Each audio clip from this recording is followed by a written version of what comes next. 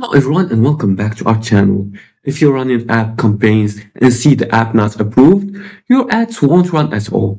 This issue is common and usually related to App Store policies, content issues, or technical errors. In today's tutorial, I'll show you how to identify the problem and get your apps approved quickly in Google Ads 2026. Now, before we start, you can log into your Google Ads account just by clicking on the Google Ads website, and here you can sign in using your Google account. After that, you're going to click on Start Now to start your business, to enter information and inquiries about your business. Like you see here, what's your business name? Make sure to enter all these informations, including the website, which is mandatory. So make sure to enter your business website, and you're going to click on Next and follow the prompts. Now let's go back to our topic and fix the app not approved in Google Ads. The first thing is to check the App Store status. Your app must be published on Google Play or App Store. It's fully approved and publicly available. So you're going to search for the name of the app in the Google Play Store or the App Store, depending on which device you're using. Let's go here, Store. And you're going to search and read the description of your app. The second thing, because draft or rejected apps cannot be advertised.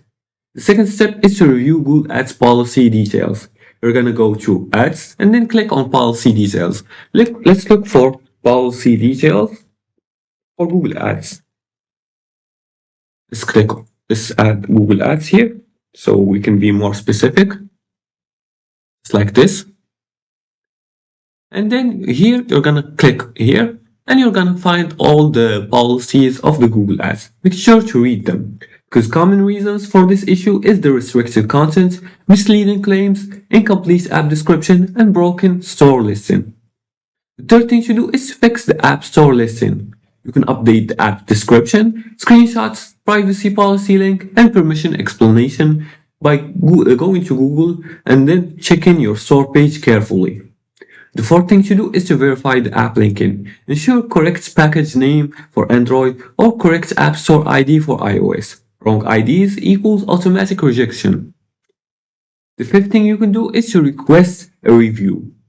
Now, after fixes, click Request Review and wait 24 to 48 hours. And if the app is not approved, issues are usually easy to fix once you know where to look. By fixing your store listing, policies, and app details, you'll get approved and running again in no time. And that's it for today's tutorial. If you liked this video and found it helpful, please like and subscribe, and leave a comment below the video if you have further more questions about this topic. Thanks for watching, and see you again in the next tutorial.